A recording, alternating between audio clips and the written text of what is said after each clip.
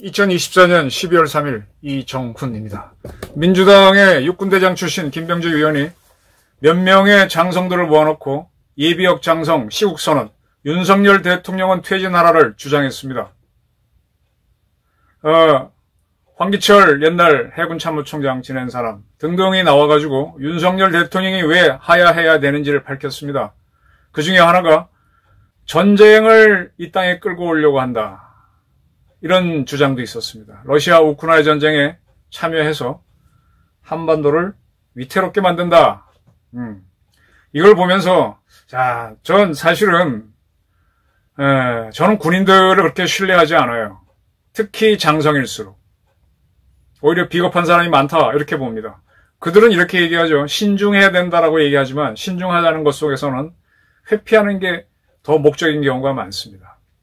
러시아 우크라이나 전쟁에 우리가 말려드냐 마느냐 문제는 북한이 무기를 제공하고 군대를 파병함으로 인해서 우리가 말려들게 된 겁니다. 그 전에도 우리가 우크라이나를 도와야 된다는 주장은 많았지만 행동으로 안 옮겼는데 북한이 지금 계속 여러 나라로부터 제재를 받고 있고 유엔 제재를 받고 있고 또 러시아도 굉장한 제재를 받고 있어서 무기가 딸리고 하니까 북한에 헐값에 기름을 주고 북한의 무기를 가져가고 조선인민군 특수작전군사나 폭풍군단 사람들을 참전시키면서 대한민국도 움찔움찔할 수밖에 없는 상황으로 몰린 것. 이것을 대한민국의 똥별들은 얘기 안 하는 겁니다. 김병주 같은 사람. 김병주에 대해서는 제가 김병주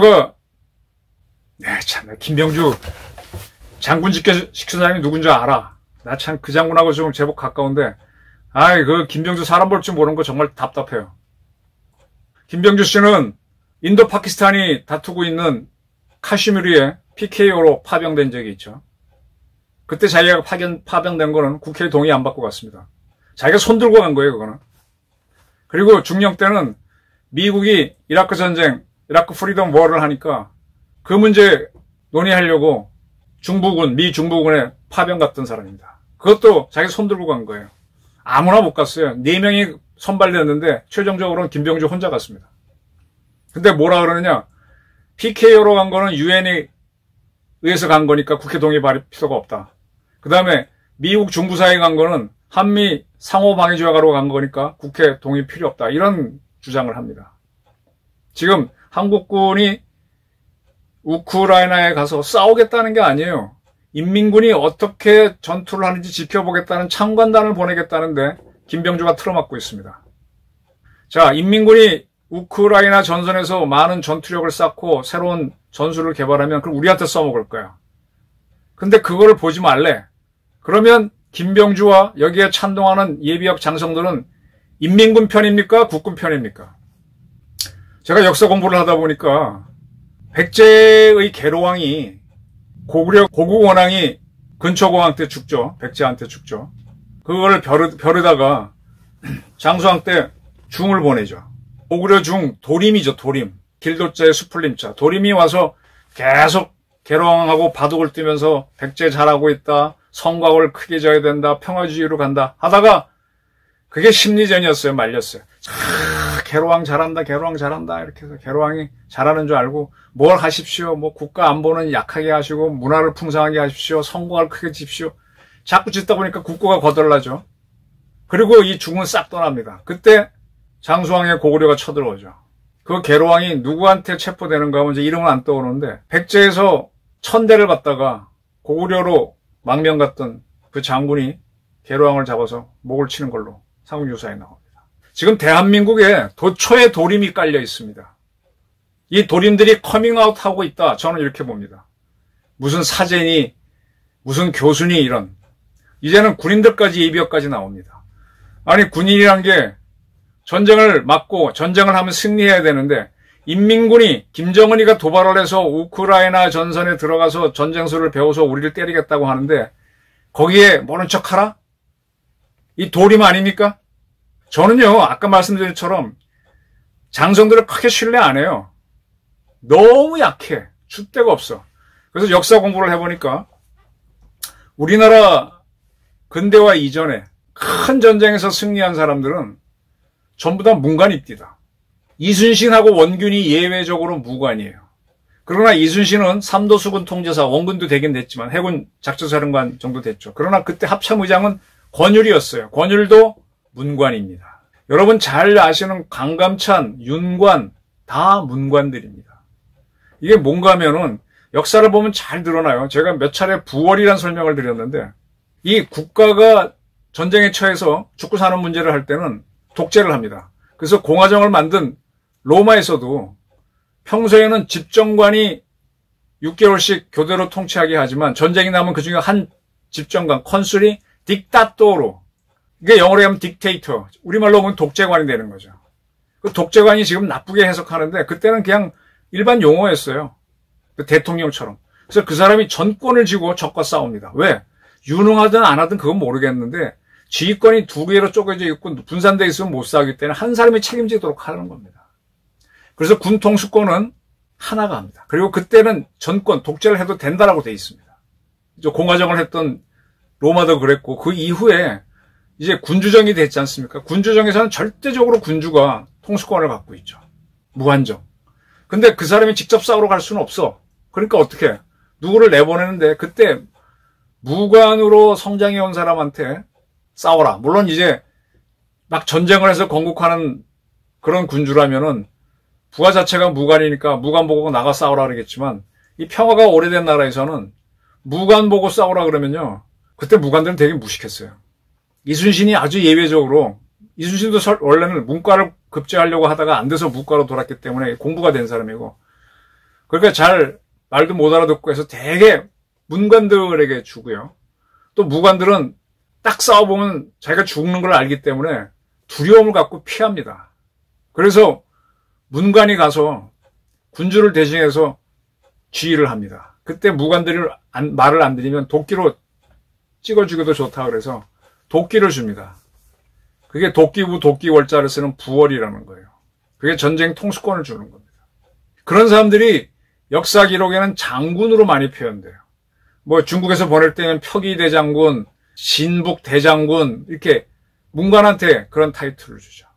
그래서 큰 전쟁은 오히려 문관이 지휘해야 된다. 무관들은요, 딱 자기는 자기 목숨을 잃는 거기 때문에 회피합니다. 그래서 군인들은 기계적으로 훈련을 시키는 거예요.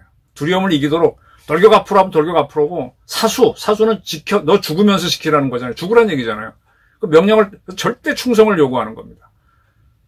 우리 특전사 같은 경우는 절대 복종, 절대 충성 이게 구호죠. 절대 복종입니다. 자기 본능에 의해서 회피한다? 그러면 안 돼요. 국가가 목표를 이루기 위해서는 우리 국민들 중에 일부를 군인으로 삼아서 그 군인들이 희생이 돼야만 나라를 지키는 겁니다. 그래서 그들에게 유니폼을 비켜주는 거야. 지금 인민군이 러시아에 들어가서 우크라이나를 치고 어쩌고 저쩌고 그리고 기가 살아서 우리를 압박하면 우리가 힘들어. 그런데 우크라이나에 가지 말래. 이건 본능이야. 여기에 따라 움직이는 군인들은 군인이 아닙니다. 그런 군인들은 항명죄로 저는 처벌해야 된다는 게 제 시각입니다. 부월로 날려야 된다고 얘기해요. 우선 당장 우리가 불편해지고 우리 안보가 흔들린 거 그것만 보면은요. 수술하는 중병이 되는 환자가 있으면 수술을 해야죠. 수술할 때 살 째고 하는 게 그게 아프다고 해서 하지 말라고 하면은 환자는 나중에 위태로워지겠죠. 그래서 국가는 과감해야 돼요. 근데 김병지라고 하는 사람이 예비역 선동해가지고 많지는 않아요. 한 10명 정도 나와갖고 이제 저런 기자회견을 하는데 이제 누가 대한민국의 도림인지 아셔야 됩니다. 그리고 국가나 개인이 갖는 가치관 중에 하나가 용기입니다. 용이 있어야 돼요. 지금 대한민국이 잘 먹고 잘 사니까 있는 사람들은 굳이 뭐 싸우겠다. 나쁜 놈 하면서도 안 싸워요. 자기가 이제 망신당할까봐. 용기를 내야 됩니다. 나치 독일 때 나멜로 목사라는 분이 있죠. 그분이 이런 시를 써서 유명합니다. 그분의 묘지에도 이게 시가 있는 걸로 아는데 나치가 공산주의자들을 덮쳤을 때 나는 침묵했다. 나는 공산주의자가 아니었다. 나는 공산주의자가 아니니까 나치는 굉장히 반공정권이었어요. 아주 공산주의를 싫어했습니다. 나는 공산주의가 아니었기 때문에 침묵했다. 그 다음에 그들이 사회민주당원들을 가두었을 때 나는 침묵했다. 나는 사회민주당원이 아니었다. 이 목사로서 부당한 행동이 있을 때 침묵을 하는 거죠. 나는 상관없는 사람이니까. 그 다음에 그들이 노동조합원을 도쳤을 때 나는 아무 말도 하지 않았다. 나는 노동조합원이 아니었다. 그 다음에 그들이 유대인들에게 왔을 때 나는 아무 말도 하지 않았다. 나는 유대인이 아니었다. 그리고 그들이 나에게 닥쳤을 때 나를 위해 말해줄 이들이 아무도 남아있지 않았다. 이런 시를 썼죠. 그래서 나치가 폭력적으로 지배하게 됩니다. 지금 러시아가 패권을 행사하기 위해서 무도한 행동을 하고 있어요. 거기에 당하고 있는 우크라이나를 안 도와주면 나중에 우리가 당합니다. 아, 나랑 직접 상관이 없어. 이게 비겁입니다.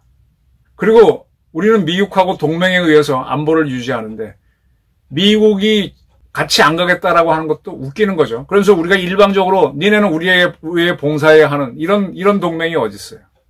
또 우리를 위해 봉사하는 동맹은 우리를 지배한다는 동맹으로 이들은 몰아붙이더만. 이게 사기입니다. 대한민국이 자주권이 있는 나라라면 미국이 아쉬울 때 우리가 도와주고 우리가 급할 때 도움 받고 대등하게 가야 돼요.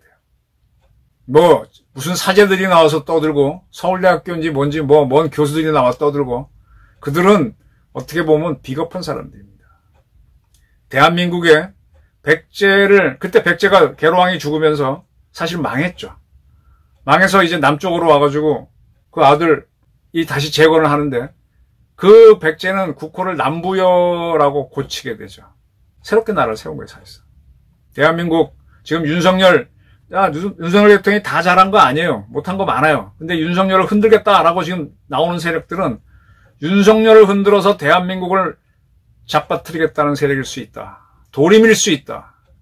그리고 언젠가 누가 와서 저 이북에서 누가 와서 윤석열 탄핵 하야에 동조했던 세력을 목 빼는 고구려 장수, 즉 백제에서 도망간 장수가 나올 수도 있다는 겁니다.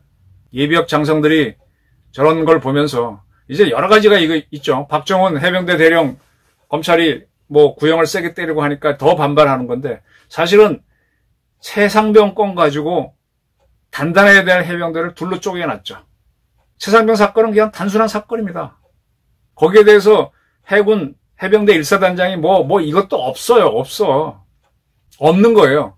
그냥 순서대로 쭉 맡겨서 경찰에서 수사하게 했으면 되는데 괜히 한번 세웠다가 이거 가지고 좌파들이 붙어가지고 뭐가 있느냐 꾸며갖고 뭐 국정조사하고 뭐하고 떠들어봐야 나올 것도 없어 저거. 오래전부터 우리 군을 돌로 쪼개기 위한 노력이 있어갖고 최혜병권을 가지고 그리고 김병주라는 사람이 민주당에 들어가면서부터 계속 우리 군을 이간질시키는데 동조하는 세력이 붙는 겁니다. 저는 무관들이 굉장히 약하다는 걸 알고 있어요. 아유, 계급장 주렁주렁 달고 있어서 리더십 있는 것 같지. 사회에 나와서 이 사회에서 한번 리더하라 그러봐요. 여기는 아싸리판이잖아요. 돈도 있어야 되고 술도 먹어야 되고 뭐 개굴져야 되고 못하지 않습니까 예비역들. 오히려 저처럼 글쟁이보다도 더 단아한 선비 모양이지. 그러니까 시키는 대로 하는 사람들도 있고 의외로 약한 사람들이 많습니다.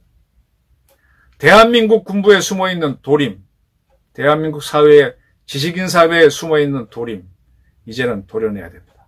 감사합니다.